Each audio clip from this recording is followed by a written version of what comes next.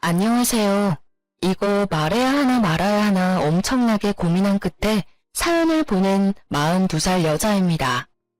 아직도 저한테 있었던 일을 떠올리기만 해도 심장이 엄청 뛰고 식은땀이 나기 시작하는데요. 이 일은 저희 남편과 가족, 아주 가까운 지인 말고는 아무도 모르는 일인데 하도 답답한 나머지 사연을 보내게 됐어요. 저희 아가씨가 잘못된 사람인지 맞는지 확인해보고 싶은 마음과 조언을 듣고 싶은 마음에 사연을 보내보기로 결정했어요. 다른 시누이들도 이런지 확인해보고 싶은 생각이 들기도 해서 궁금증도 같이 풀고자 이 길고 긴 사연을 적게 됐네요. 동갑내기 남편과 3년 연애 끝에 결혼하게 됐어요. 친구였다가 연애를 하여 결혼한 케이스인데요. 그런 남편한테 6살 어린 여동생이 있다는 것쯤은 알고 있었는데 연애하는 동안 일부러 만나거나 하진 않았었어요. 전 연애하면서 굳이 가족들을 미리 만날 필요까지 있을까? 라는 생각을 가지고 있던 사람이라서 연애하는 동안 남편이 만나자고 하는데도 일부러 만나지 않으려고 자리를 피해왔어요. 근데 지금 생각해보면 미리 만나보는 것도 좋았을 것 같다는 생각을 하기도 하는데요. 그 이유는 우리 아가씨가 매우 별난 사람이기 때문인데요. 아가씨는 기본적으로 좀 이쁘게 생긴 편이에요. 정확히 말하면 싸가지 없게 생겼지만 이쁘게 생긴 건 분명한 얼굴을 가진 사람인데요. 제가 방금 말한 것처럼 우리 아가씨는 생긴 대로 노는 사람이에요. 이쁘게 생긴 편이지만 착하게 생기지 않다는 말로 인물값을 제대로 하더라고요. 기본적으로 예의가 없고 완전 개인주의, 이기적인 사람인데요. 하고 싶은 말이 있으면 걸러서 얘기하지 않고 생각한 그대로 입 밖으로 내뱉어요. 예를 들자면 저와 남편의 상견례 자리였어요. 그때 아가씨를 처음 본 자리였는데요. 안녕하세요. 오빠 여동생 김나영이에요. 예전부터 언니에 대해 많이 들었어요. 오빠가 언니 엄청 착하고 이쁘게 생겼다고 그렇게 칭찬을 많이 해왔었는데 생각한 거에 비하면 그렇게 이쁜 얼굴도 아니네요. 야, 너는 무슨 이런 자리에서 말을 그렇게 해. 넌 입 다물고 가만히 있어. 왜? 오빠가 예전부터 그랬었잖아. 세연이 될 사람 엄청 청순하고 귀엽다고. 내 눈에는 막 귀엽고 그렇지는 않아서 하는 말이야. 오빠 콩깍지 제대로 씌웠구나? 넌 사람 면전에 대고 못하는 말이 없어. 너 끝날 때까지 입 다물고 밥이나 먹어.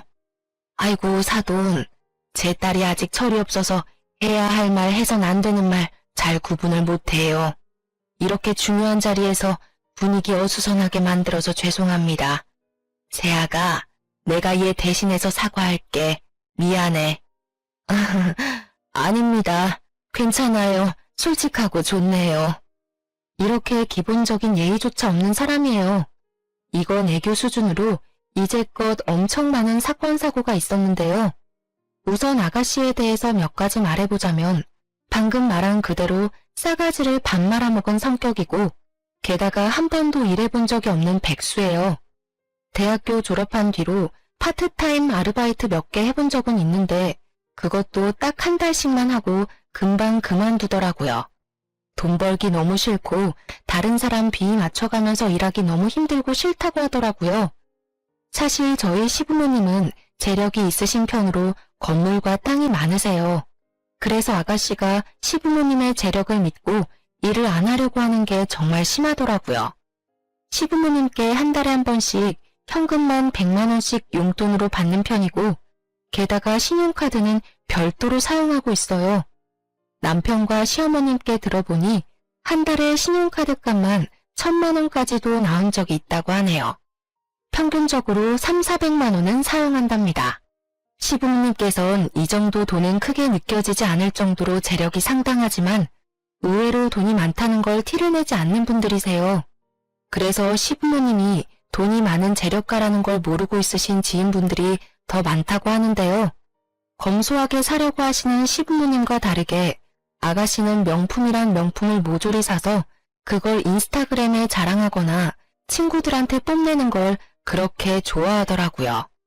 그거 믿고 아가씨한테 접근한 친구들과 남자들이 엄청 많았다고 하네요.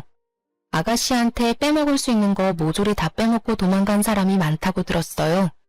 그것 때문에 한때 아가씨는 우울증으로 고생한 적이 있기도 했지만 그것도 잠시였어요.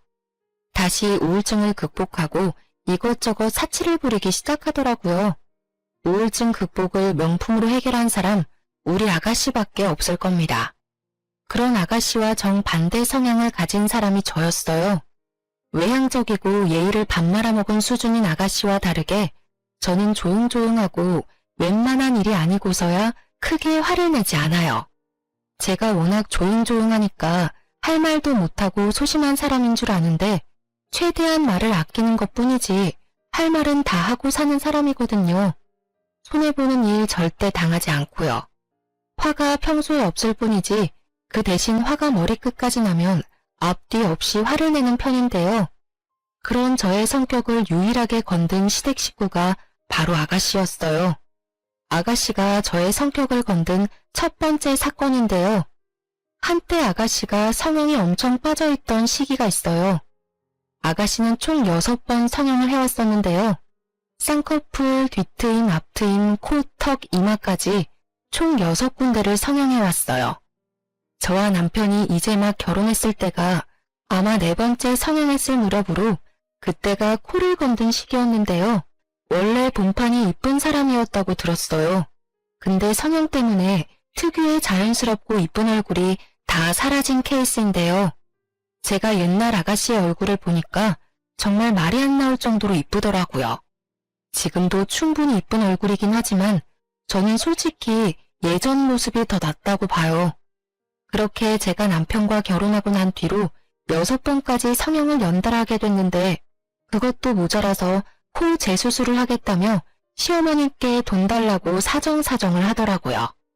엄마, 딱 한 번만이야, 딱 한 번. 하나밖에 없는 딸이 이렇게 사정하는데 좀 도와줄 수 없어? 지금 코끝이 너무 마음에 안 든다고. 이것 때문에 신경 쓰여서 잠도 안 와. 너 지금 얼마나 이상한지 알고는 있어? 너 예전 얼굴 하나도 없어. 지금 너 내 딸 아닌 것 같아. 얼굴 싹 변했다니까. 변하려고 성형하려고 하는 거잖아. 예전 얼굴 그대로 남아있게 하려고 누가 성형을 하겠어, 어? 이제 마지막이야, 마지막. 부탁할게. 절대 안 돼. 너 얼굴에만 2천만 원 가까이 들어갔어. 그것도 내 돈으로만. 너희 아빠 또 너 성형수술 시켜줬다는 거 알게 되면 이제 엄마도 가만히 안 둔대.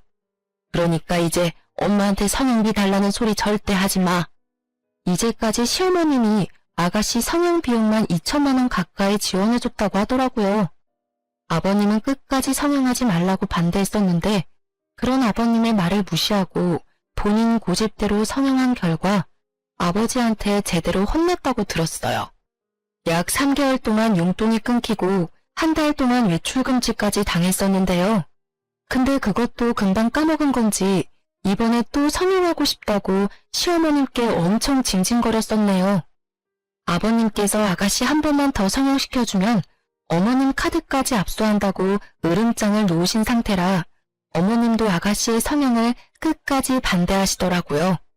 아가씨는 7살 어린애가 된 것처럼 울기도 엄청 많이 울었는데요. 그런 아가씨가 어느 날 갑자기 저한테 찾아온 적이 있었어요. 말도 없이 집까지 찾아왔길래 무슨 일인가 싶었어요. 원래 저한테 연락도 없이 찾아오거나 그런 적이 단 한 번도 없었거든요. 그 정도로 친하지 않기 때문인데요. 그런 갑작스러운 아가씨의 내방에 놀란 저는 급하게 시원한 커피 한 잔과 과일을 대접했어요. 아가씨, 연락도 없이 갑자기 어쩐 일로? 왜요? 전 연락도 없이 찾아오면 안 돼요? 그게 아니라 이제껏 이렇게 갑자기 찾아온 적이 없었으니까 하는 말이죠. 됐고, 저 언니한테 할 말 있어서 왔어요. 언니도 알죠? 우리 엄마도 이제 나 성형 안 시켜주는 거. 원래 엄마가 모두 지원해주던 부분인데 아빠 때문에 엄마도 이제 성형 안 시켜주더라고요. 딱 마지막으로 코 재수술하고 싶은데 하필 이때 아빠가 엄마한테 겁주는 바람에. 언니가 이번에 제 성형 비용 좀 보태줄 수 있어요? 이런 일이 혹시 있을까봐 돈 조금 모아둔 게 있어요. 근데 돈이 좀 모자란 것 같은데 언니 조금만 도와줄 수 없을까 해서요. 아니요. 미안하지만 전혀 해줄 생각 없어요. 어머님도 안 해주겠다는 거 왜 제가 해드려야 해요? 언니 모아둔 돈 좀 있는 걸로 알고 있는데요. 그거 계속 갖고만 있으면 뭐 할 건데요? 쓰라고 있는 돈 저한테 빌려준다 생각하고 주면 안 돼요? 모아둔 돈이 있어도 그거 다 내가 쓰려고 모은 돈이지 아가씨한테 주려고 모아둔 돈이 아니잖아요. 그걸 왜 아가씨가 달라고 말해요? 무슨 자격으로? 그리고 아가씨 태도가 참 웃기네요. 따지고 보면 돈 빌려달라고 말하러 온 사람이면 예의 좀 갖추고 빌려달라고 말해야 하는 게 맞지 않나? 아무리 내가 아가씨 가족이라고 해도 그렇지 어떻게 이런 식으로 돈 달라고 말할 수가 있어요. 와, 지금 돈 좀 있다고 유세 떠는 거예요? 시부모님 못지않게 제 친정도 어느 정도 부유한 편에 속하거든요. 그리고 친정과 별개로 제가 돈을 잘 버는 직업을 가지고 있기 때문에 다른 친구들에 비해서 월급을 많이 받는 편이에요. 그걸 알고 있던 아가씨는 그걸 믿고 저한테 찾아온 것 같더라고요.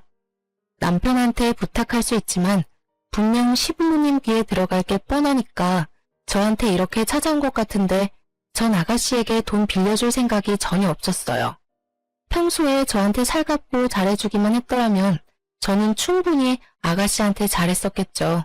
근데 아가씨는 저한테 잘해준 게 전혀 없고 오히려 예의 없게 대해온 적이 많기 때문에 그런 아가씨에게 단돈 10원이라도 주고 싶은 마음이 없었어요. 유세라니요? 제 돈을 그냥 아가씨한테 안 준다는 말을 했을 뿐이에요. 어머님, 아버님이 하지 말라는 건 다 이유가 있어서 하지 말라고 하신 건데 끝까지 해야겠어요? 돈 안 줄 거면 그런 말도 하지 마세요. 참, 돈 안 주실 거면 카드라도 주세요. 할부로 해서 매달 갚을게요. 전 절대 안 빌려줄 거니까 그만하세요. 더 이상 아가씨랑 입씨름하고 싶지 않아요. 좀 빌려줘요. 언니 돈 많잖아요. 일도 꾸준히 하는 사람이 그깟 돈 몇 푼이 뭐라고 왜 안 빌려주는 거예요? 아가씨는 저한테 카드와 돈을 빌려달라고 우기고 전 절대 안 준다고 실랑이를 하고 있는데 때마침 남편이 퇴근하고 집에 도착했습니다. 아가씨가 저한테 돈 달라고 있는 현장을 직접 목격하게 된 거였죠. 남편은 버릇없이 저한테 돈 달라고 하는 아가씨의 모습에 엄청 화가 났습니다. 생각보다 빨리 집에 도착한 남편을 보고 아가씨는 몹시 당황했죠. 사실 아가씨는 남편 몰래 저한테 돈을 빌릴 생각이었어요. 그래서 일부러 남편 퇴근하기 전에 저희 집에 왔던 거였는데 생각보다 남편이 빨리 퇴근해서 왔던 거였죠. 오빠, 언제 왔어? 생각보다 빨리 퇴근했네? 너 이 시간에 여기서 뭐해? 돈이라니, 너 지금 나 몰래 돈 빌리려고 온 거야? 엄마가 끝까지 안 주니까 오빠한테 이렇게 들킨 김에 솔직하게 말할게. 오빠, 나 돈 좀 빌려줘. 언니도 끝까지 돈 안 빌려주네? 오빠도 돈 조금은 있을 거잖아. 딱 한 번만, 응? 너 언제까지 이렇게 생각 없이 살 거야? 돈 필요해도 그렇지 새언니한테까지 찾아와서 돈 빌릴 생각을 해? 너 정말 철이 없어도 너무 없다. 너 당장 나가. 너 돈 때문에 이런 식으로 찾아오는 거 하나도 안 반가워. 당장 가. 돈 빌려줄 때까지 절대 안 가. 내가 평소에 오빠나 언니한테 돈 빌려달라고 부탁 잘 안 하잖아. 하나밖에 없는 동생이 돈 좀 빌려달라고 사정사정을 하는데 한 번쯤 빌려줄 수 있는 거 아니야? 돈 안 주면 집에 안 가겠다는 아가씨의 진상짓에 결국 시어머님을 불렀습니다. 아가씨는 거의 애처럼 울고 있던 중 시어머님은 식은땀을 흘리면서 저희 집에 급히 도착하셨어요. 야, 너 여기서 뭐 하는 거니? 미친 거 아니야? 아이고, 우리 며느리가 이 시간까지 쉬지도 못하고 내가 대신 사과할게. 너 당장 나와. 집에 가서 얘기해. 어머님, 아버님, 잠시 물 한 잔이라도. 아니야, 너 내일 출근해야 하는데 빨리 자야지. 나 이 계집애랑 얘기 좀 해야겠다. 시어머니께서는 아가씨의 머리채를 잡고 집으로 돌아갔습니다. 집에서 아가씨를 기다리고 있던 아버님은 역대급으로 화를 엄청 내셨다고 들었어요. 뺨까지 맞았다고 하네요. 그리고 당분간 아가씨가 쓰고 있던 신용카드 정지를 시킨다고 하셨습니다. 그렇게 돈 쓰는 걸 좋아하던 아가씨는 거의 3달 정도 신용카드를 쓰지 못하고 용돈도 받지 못하여 집에만 있었다고 하네요. 성형을 더 이상 하지 않고 일자리를 알아보기로 한 조건으로 다시 신용카드를 사용할 수 있었어요. 용돈도 받을 수 있게 됐고요. 그렇게 한동안 조용하게 지내고 있었는데 아가씨가 결혼에 대해 슬슬 말하기 시작했어요. 사실 아가씨는 일을 하고자 하는 마음은 오래전에 이미 접은 상태였지만 결혼을 빨리 하고 싶어 했어요. 그것도 돈 많은 남자한테 시집가는 게 목표였어요. 예전에 아가씨가 이제껏 얼굴만 보고 남자를 만났었는데 다들 아가씨 돈만 탐내던 나쁜 남자들이라 이제 본인이 돈 많은 남자를 만나보고 싶다고 하더라고요. 한동안 연애를 하지 않고 혼자 놀고 먹고 사는 것 같더니 주변 친구들이 슬슬 결혼하기 시작하니까 본인도 결혼을 해야 할 것만 같다면서 주변 친구들한테 선자리를 마련해달라고 부탁을 하는 눈치였어요. 몇 번 선자리에 나갔었지만 워낙 아가씨가 푼수이며 직업조차 없으니까 남자들이 하나같이 애프터 신청을 하지 않았다고 해요. 나이가 한 살이라도 어렸을 땐 그래도 젊고 이쁜 걸로 매력 어필할 수 있었다고는 하지만 20대 때와는 다르다는 것을 몸소 느끼고 있는 것 같았어요. 취집이 꿈이라고 하던 신우이는 결혼을 포기해야 하나 싶었는데 마지막으로 나갔던 주선자리에 괜찮은 남자를 만났다고 하더라고요.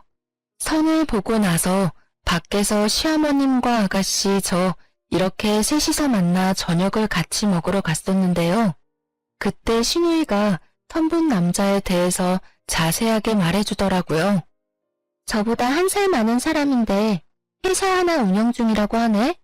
키도 180cm는 훌쩍 넘어 보이고 회사가 엄청 잘 되는 것 같아 보여. 차가 좋고 게다가 시계까지. 차 한 대 가격인 걸 차고 나왔더라고. 아가씨, 그 남자 착한 것 같아요?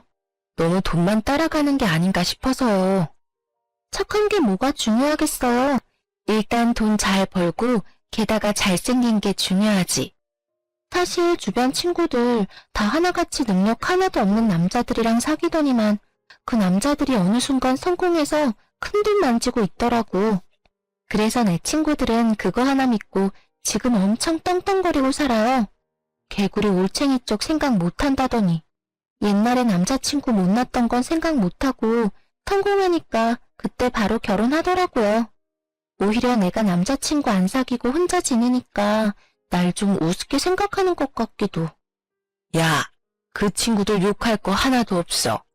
지금 남편들이 아무리 못났어도 사람 함부로 안 버리고 끝까지 옆에서 자리 지키고 있었던 거잖아. 당연히 성공하면 결혼하는 게 당연한 거고. 너는 그런 애들이랑 다르게 남자 얼굴만 보고 사귀느라 이제껏 엄마랑 아빠가 힘들게 번 돈 다 남자한테 뜯기기나 하고. 너나 잘해 너나. 오늘 선본 남자가 아무리 사업가라고 해도 너무 믿지 마. 사람 한 번 보고 너무 믿는 거 아니야. 어머님 말씀이 맞았어요. 사실 아가씨는 남자 보는 눈이 하나도 없거든요. 선본 남자가 잘생기고 돈 많은 청년 사업가라고는 하지만 딱 한 번만 보고는 전부는 알 수 없는 거잖아요. 너무 믿지 말고 몇 번 더 만나보고 이 사람 괜찮다 싶을 때 연애하든 결혼하든 알아서 하라고 했더니 그런 어머님과 저의 말을 무시하고 벌써부터 결혼할 생각을 하더라고요. 남자 쪽에서도 아가씨가 마음에 들었는지 연애하자는 말을 하지 않고 결혼하자는 말을 은근슬쩍 했다고 했다네요. 그 말을 듣자 어머님은 좀 걱정이 됐지만 그래도 이렇게 보잘것없는 딸과 결혼해주겠다는 남자가 있을 때 어서 시집 보내야 되겠다는 생각을 하셨어요. 근데 아가씨가 결혼에 대한 생각이 강해질 때쯤 슬슬 돈에 대해 걱정을 하기 시작했어요. 아무래도 이제껏 일을 한 적이 없으니 당연히 모아둔 돈이 없잖아요. 그래서 어떻게 결혼 준비를 해야 하나 고민하는 것 같았어요. 시부모님은 결혼 비용 전액 지원해줄 생각이 전혀 없다고 했거든요. 일부만 지원해줄 뿐 그 이상의 비용은 절대 지원을 해주지 않겠다고 단호하게 말씀을 하셨어요. 아무리 결혼할 남자가 돈 많은 청년 사업가라고 해도 여자 쪽에서도 어느 정도 돈을 갖고 있어야 하는 게 맞다 보니 신우는 걱정이 많아 보였어요. 그런 아가씨가 금요일 저녁에 우리 부부에게 같이 밥을 먹자고 했는데요. 퇴근하고 같이 만나자고 하더라고요. 저와 남편은 회사가 가까워서 같이 만나 약속한 가게로 갔어요. 그렇게 같이 저녁을 먹으면서 아가씨가 만나자고 한 이유를 듣게 됐는데요. 언니, 오빠, 나 결혼하고 싶은 남자 있는 거 알지? 그 남자 절대 놓치고 싶지 않은데 내가 돈이 하나도 없잖아.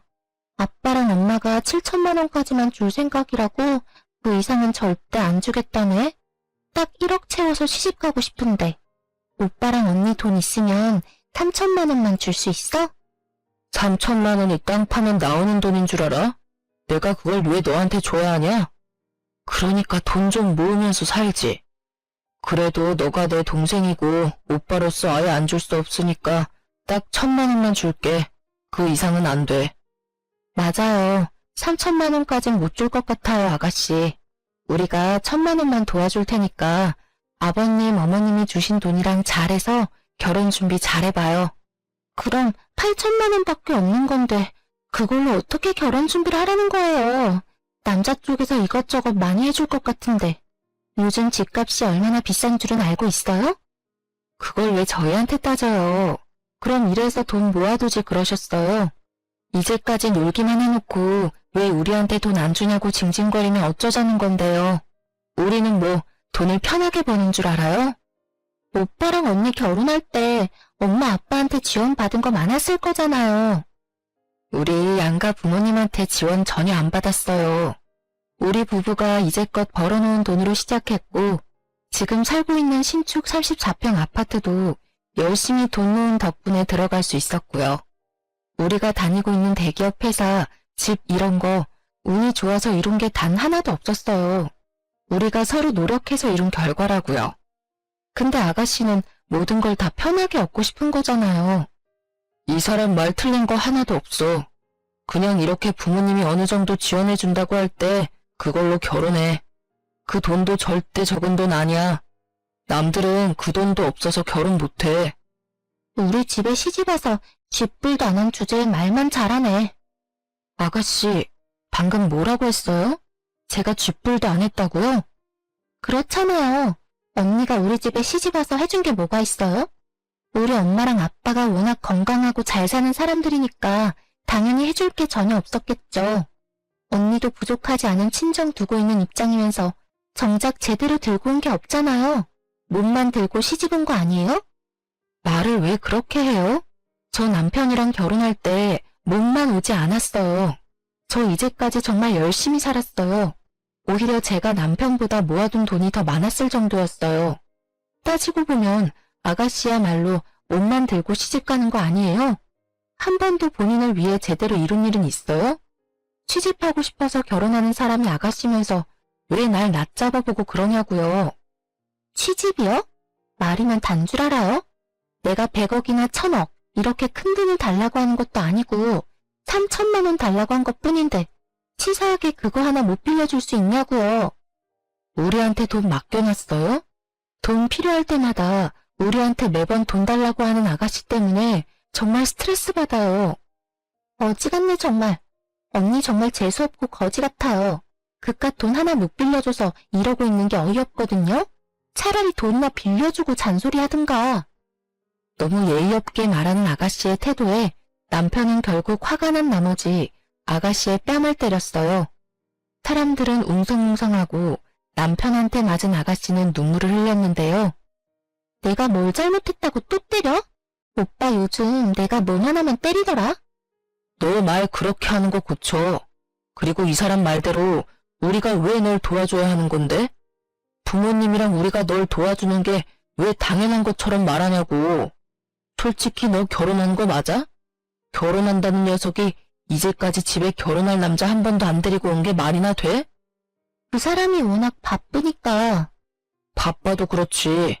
너 그 사람 내 눈앞에 데리고 오기 전까지 부모님도 그렇고 우리한테 돈 한 푼이라도 받을 생각하지 마. 그 사람이랑 그렇게 결혼하고 싶으면 그 돈 많은 남자한테 결혼 비용 전부 내라고 하던지. 그리고 너 당장 언니한테 사과해. 몸만 왔다. 아무것도 안 했다. 이딴 말을 너가 왜 하는데? 엄마도 가만히 있는 걸 왜 너가 이래라 저래라 말하냐고. 정작 아무것도 안 하고 있는 놈이. 너 당분간 우리 볼 생각하지 마. 이날 남편한테 제대로 혼난 아가씨는 집에 가서도 시부모님께 엄청 혼났어요. 아가씨를 집으로 데려다 줄 겸 시부모님한테 이날 있었던 일을 모두 말하기 위해 아가씨를 데리고 시부모님 댁으로 바로 갔었는데요. 시부모님은 이날 있었던 일에 대해 전부 들은 순간 화가 엄청 나셨어요. 야, 너가 뭔데 오빠네한테 돈을 달라고 뻔뻔하게 요구를 할 수가 있어. 우리가 7천만 원 주는 것도 모자라다고 했다며? 이게 정말 정신이 어떻게 된 거야? 너 게다가 새언니한테 몸만 왔다는 둥, 거지 같다는 둥, 그런 말 정말 했어? 솔직히 이해가 안 가. 시동생한테 돈 주는 게 그렇게 아깝나? 엄마도 그래. 하나밖에 없는 딸이 시집 간다는데 고작 7천만 원밖에 안 줘? 너가 뭔데? 이제까지 엄마 아빠 돈만 축 내던 년이 7천만 원 받는 것도 감사하게 생각해야지. 지금 너가 더 거지 같아. 오빠는 장가 갈 때 우리 돈 하나도 안 가져갔어. 그리고 너가 몰라서 하는 말 같은데 너 새언니는 우리 집에 시집 올 때 나한테 명품 가방이며 용돈 쓰라고 2천만 원까지 줬던 사람이야. 절대 몸만 온 사람이 아니라고. 지금 이 나이에 부모님 도움 하나도 안 받고 사는 부부가 얼마나 많을 것 같아? 너 새언니 발톱 때만도 못한 인간이야. 그런 너가 새언니한테 그런 말 할 자격 전혀 없어. 엄마는 누구 편이야? 내가 죽는다고 해도 그런 말 할 거야? 결국 시어머님은 화를 참지 못하고 주방에 있던 가위로 아가씨의 머리카락을 듬성듬성 자르기 시작했어요. 결국 더벅머리로 슈컷이 돼버렸는데요. 항상 긴 생머리만 고집하고 머리에만 한 달에 100만 원 가까이 투자하던 아가씨는 이날 하도 울어서 탈수 증세까지 왔었어요. 곧 결혼을 앞두고 있는 아가씨 입장에서 당연히 놀랄 일이죠. 그런 와중에도 결혼 준비를 하려고 하던 아가씨에게 안 좋은 소식이 들렸는데요. 아가씨가 상견례 자리를 갖기 전 결혼할 남자친구를 우리에게 소개시켜준다고 자리를 마련하려고 했어요. 그렇게 저녁을 같이 먹기로 날을 잡았는데요. 같이 저녁 먹기로 한 당일 갑자기 아가씨한테 울면서 전화가 왔습니다. 놀란 우리는 서둘러 아가씨한테 갔는데요. 시댁에 도착하니 시아버님은 말없이 담배만 피우시고 시어머님은 침대에 누워서 시름시름 앓고 있었습니다. 거실 바닥에서 아가씨는 엉엉 울고 있었고요. 알고 보니 결혼 약속을 한 남자친구가 사기꾼이라고 하더군요. 청년 사업가라는 것은 전부 거짓말이었고 아가씨처럼 순진한 사람들만 꼬셔서 돈을 받아내던 사람이더라고요. 알고 보니 전에도 몇 명의 여자들과 결혼 약속을 잡아놓고 수천만 원씩 돈을 받아낸 뒤 잠수를 탔던 사람이었습니다. 다행히 아가씨는 부모님께 받기로 한 7천만 원 모두 사기당하진 않았지만 약 2천만 원 가까이 뺏겼다고 들었어요. 그래도 2천만 원이란 돈이 절대 적은 돈이 아니잖아요. 시부모님은 끝까지 속만 썩이는 아가씨 때문에 많이 지친 상태였어요. 아가씨는 결혼 사건 이후 한동안 쥐 죽은 듯이 지내는 듯 했어요. 시부모님도 화병까지 찾아올 정도로 많이 스트레스를 받아 했지만 좀 진정된 느낌이 들었어요. 이 시기에 전 임신하게 됐어요. 저희 부부가 아이를 너무 좋아하는데 결혼한 지 꽤 됐는데도 아이가 잘 생기지 않아서 그게 참 걱정이었는데요. 한동안 이런저런 일이 많았었기에 우리 부부도 그렇고 시부모님도 많이 지치고 우울했었는데 제가 임신을 한 덕분에 집안 분위기가 180도 확 달라졌어요. 시부모님은 제가 임신했다는 소식을 듣자마자 정말 행복해 하셨어요. 시어머님은 눈물까지 흘리면서 절 꼭 안아주시기까지 했는데요. 아이 하나로 이렇게 가족 전부 다 행복해하는 모습을 보니 제가 다 기분이 좋았어요. 근데 정작 아가씨는 엄청 좋아하지 않았어요. 오히려 제가 임신한 게 반갑지 않은 눈치였는데요. 제가 임신한 순간부터 시어머님께서 산모와 아이에게 좋은 음식부터 영양제까지 한가득 챙겨주셨는데요. 아무래도 첫 손자이기도 하고 제가 워낙 아이 갖기 힘든 몸을 가진 상태에서 아이가 생긴 거라 산모부터 건강해야 아이가 건강한 거라고 엄청 잘 챙겨주셨어요. 근데 시누이는 온 가족이 저한테만 관심이 집중되는 게 싫었었나 봐요. 질투가 심해지더라고요. 우리 며느리 갈비찜 좋아하지? 이거 내가 직접 재료 하나하나 다 사서 만든 거니까 안심하고 먹어도 좋아. 이럴 때 엄마가 많이 먹어야지 뱃속에 있는 아기도 무럭무럭 자라는 법이야. 잘 먹겠습니다. 제가 임신하는 바람에 어머님이 고생 많이 하고 계시네요. 죄송해요. 제가 빨리 아기 낳고 집안일 자주 도와드릴게요. 너가 건강한 아이 낳아주는 것만으로도 그게 나한테 효도야, 효도. 너랑 아이만 건강하면 그걸로 됐어. 응? 고작 임신한 걸로 엄청 유세떠네. 임신한 게 우리 집안의 자랑이야. 너는 제발 그 입 다물고 조용히 있어.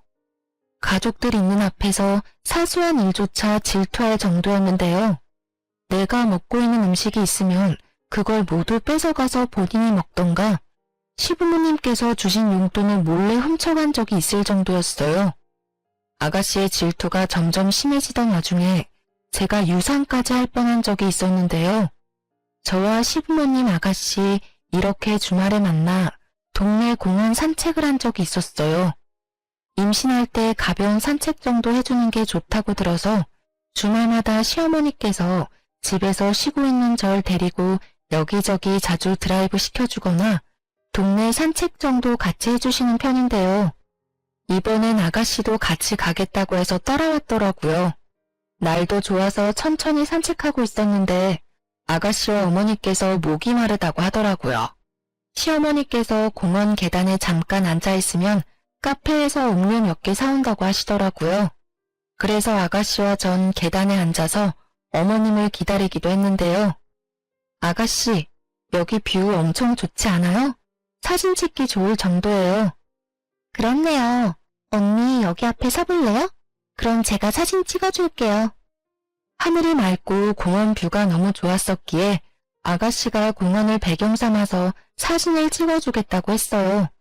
그렇게 전 사진 찍기 위해 자리를 잡으려고 하던 찰나에 아가씨가 계단에서 절 밀치더라고요. 너무 놀란 저는 허우적거리다가 다행히 계단 난간 손잡이를 잡았어요. 뒤에서 밀친 아가씨 때문에 저는 발목이 접질리게 되고 계단에서 뒹굴 뻔했는데요. 다행히 발목만 접질렸고 다른 곳은 크게 다치지 않았어요. 자칫 제가 계단에서 굴렀더라면 아이를 잃게 될 수 있었어요. 저는 결국 자리에 주저앉아 놀란 나머지 엉엉 울게 됐습니다. 아주 서럽게요. 언니 표정 좀 봐. 언니 정말 놀랬나 보네요. 장난인데 왜 울고 그래요? 야, 너 지금 뭐 하는 짓이야? 어머, 우리 새아가 괜찮아? 다친 곳이라도 있니? 저 멀리서 지켜보고 있던 어머님께선 소리를 지르며 저한테 달려오셨어요. 일단 제가 괜찮은지 상태부터 확인하시더라고요. 전 그런 어머님을 보자마자 눈물이 더 나왔습니다. 절 안아주셨고 다독여주시더라고요. 눈치 없는 아가씨는 그저 깔깔깔 웃고만 있더군요. 시어머님은 화날 대로 화가 난 상태였어요. 그 자리에서 아가씨 뺨을 연속으로 3대나 때리셨어요. 너 지금 이게 뭐 하는 짓이야? 너 때문에 은지 다칠 뻔했잖아. 장난이야. 장난 좀 친 걸로 왜 날 때려? 내가 뭘 그렇게 잘못했다고. 아주 유난이야. 새언니 너 때문에 크게 다칠 뻔했어. 너 이거 살인미수야, 살인미수. 가뜩이나 배 나온 상태인데 너 때문에 아이 잘못되기라도 하면 가만 안 둬? 아가씨를 공원에 혼자 두고 어머님은 절 데리고 응급실에 같이 가주셨어요. 다행히 아이와 전 크게 다친 곳이 없었어요. 발목만 놀란 거였고 뼈가 부러진 정도는 아니었어요. 아무런 이상이 없다는 말에 얼마나 다행이던지 응급실에서 시댁으로 바로 가게 됐어요. 연락을 받게 된 남편과 시아버님은 절 엄청 기다린 상태였더라고요. 아가씨도 저희가 집에 도착할 때 맞춰서 집에 들어왔더라고요. 아가씨가 저한테 했던 행동에 대해 알게 된 시아버님은 그 자리에서 아가씨를 향해 회초리를 들었습니다. 이씨, 아니 왜 나한테만 그래? 맨날 언니만 이뻐하고 난 사람 취급도 안 하고.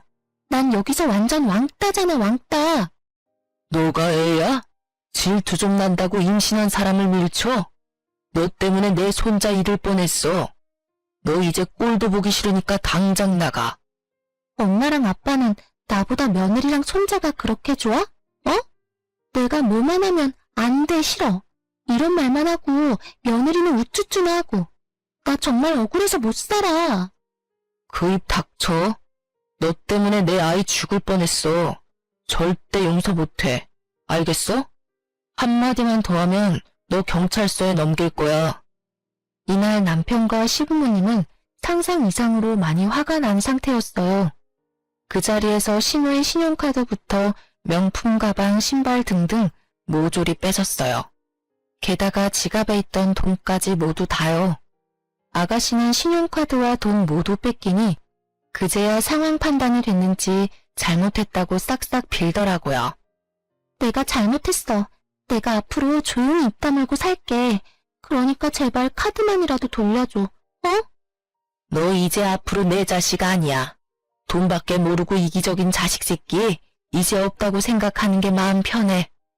엄마, 아빠, 나 딱 한 번만 용서해줘. 나 이거 없이는 아무것도 못해. 제발 사람 한 명 살린다 생각하고 돌려줘. 어머님한테 따로 들은 사실 하나가 있어요. 그건 아가씨의 남자친구 이야기였는데요. 저한테 그런 몰상식한 행동을 하기 전부터 아가씨가 한 남자를 만나고 있었다고 하네요. 예전에 사기꾼 한 명 만난 뒤로 남자 안 만날 것처럼 살더니 언제부터 돈 씀씀이가 다시 커졌다고 해요. 한동안 집에만 있는 것 같더니 일주일에 6일을 밖에서 생활하는 것 같길래 시부모님 입장에서 좀 이상하다고 느꼈다네요. 신용카드 값만 500만 원 이상씩 몇 달을 그렇게 썼다고 해요. 한 번만 더 이렇게 쓰면 신용카드 정지시킨다고 경고까지 했었는데 계속 그렇게 써왔다고 해요. 알고 보니 아가씨가 만나고 있던 남자가 노래방에서 선수로 일하고 있었다고 해요. 우연히 친구들과 노래방에 갔었다가 거기서 남자친구를 만났다네요. 그 이후로 남자친구한테 이것저것 선물 주고 돈 주고 하느라 돈이며 카드며 펑펑 썼다고 합니다. 이 일로 시부모님께서 아가씨를 두고 보고 있었는데 때마침 저한테 그런 몰상식한 일까지 저지르게 됐고 결국 아가씨를 자식으로 생각 안 하기로 결정했어요. 그날 신우이는 입고 있던 옷까지 까발려진 상태로 집에 내쫓겼어요. 속으로 이러다가 말겠지 싶었는데 시부모님의 마음은 변하지 않았어요. 얼마나 아가씨 때문에 마음고생을 했으면 다 큰 딸내미를 땡전 한 푼 없이 밖으로 내보낼까 싶더라고요. 그렇지만 그런 아가씨를 보니 속이 다 시원해지더라고요. 제가 이제까지 당한 일들을 보상받는 기분이 들기도 했었고요. 이 사건 이후로 한동안 신우의 행방에 대해 모르고 지내고 있었는데요. 저희 시부모님과 남편, 저 이렇게 다 같이 밥 먹고 있는데 갑자기 아가씨가 찾아왔어요. 그 이유는 임신 때문이었어요. 엄마, 아빠, 잘 지냈어? 너 여기가 어디라고 찾아와? 당장 안 가? 엄마, 나 한 번만 살려줘. 나 지금 임신이래. 눈앞이 깜깜해. 나 정말 힘들어서 죽을 지경이야. 그 더러운 자식 아이라도 가진 거야? 넌 여전히 제대로 사는 법이 없구나. 이제 정신 차리고 살겠다며. 근데 아직도 정신 못 차리고 그렇게 살고 있던 거였어? 넌 역시 안 되겠다. 나 너가 임신을 했든 죽을 것 같든 이제 전혀 신경 안 쓰고 살련다. 나 돈이라도 빌려줘, 그럼. 나 앞으로 이 아이 혼자 키워야 할 것 같아. 근데 이 몸으로 일하기 너무 힘들어. 거지 같은 자식. 일도 제대로 못하고 아직도 돈이나 축내다니. 그건 너가 알아서 할 일이잖아. 넌 이제 내 자식 아닌데 내가 너한테 돈을 왜 주니? 앞으로 우리 집 근처에도 얼쩡거리지 마. 너가 죽는다고 해도 장례식 절대 안 가. 어머님은 집에 있는 소금을 아가씨한테 뿌리면서 내쫓았어요. 이날 이후 아가씨에 대해 몇 가지 알게 됐어요. 어머님께 들은 대로 선수로 일한 남자와 작은 월세방에서 살고 있었다고 해요. 근데 그 남자의 아이를 임신한 순간 그 남자는 바로 도망갔다고 하네요. 게다가 월세방 보증금까지 갖고 가서 아가씨는 돈이 정말 땡전 한 푼 없어요. 그래서 한동안 궁핍하게 생활하다가 도저히 안 되겠는지 미혼모 센터를 알아보고 있다고 들었어요. 그리고 임신하면 기형아 검사를 받거든요. 그 검사 결과 아가씨의 아이가 기형아로 태어날 가능성이 있다고 해요. 그래서 그 일로 스트레스가 이만저만 아니라네요. 하지만 저와 관련 없는 일이다 보니 제가 직접 나서서 도와주거나 한 건 없어요. 아가씨 때문에 제 아이가 죽을 뻔한 상황까지 있었는데 제가 뭐하러 그런 아가씨를 도와주겠어요. 시부모님도 그런 아가씨의 행방을 알고 있음에도 끝까지 신경 쓰지 않는다고 해요. 이제껏 아가씨 때문에 날린 돈이 엄청난 수준이잖아요. 게다가 사고들을 수습하느라 힘들었던 시부모님은 이제 아가씨 때문에 남은 삶을 힘들게 살고 싶지 않다고 해요.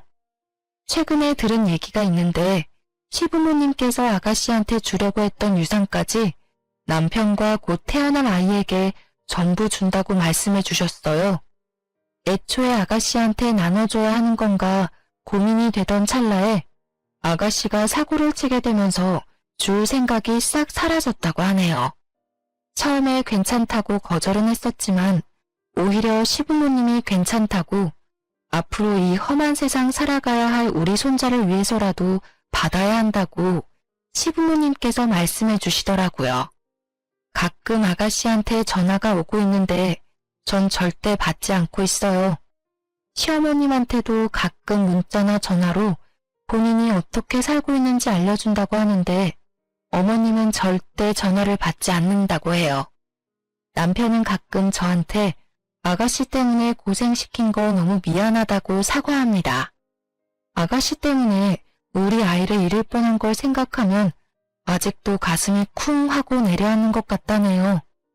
저도 마찬가지로 그때 생각만 해도 아찔해요. 한때 편하게 돈만 쓰면서 살던 아가씨가 질투와 남자 눈에 멀어서 결국 본인 인생을 망쳤어요. 앞으로 아가씨 때문에 마음 고생할 일이 없어서 너무 행복하고 좋네요. 곧 태어날 아이만 신경 쓰고 살 생각이에요. 어머님, 아버님도 곧 태어날 손자가 너무 보고 싶다고 노래를 부르세요.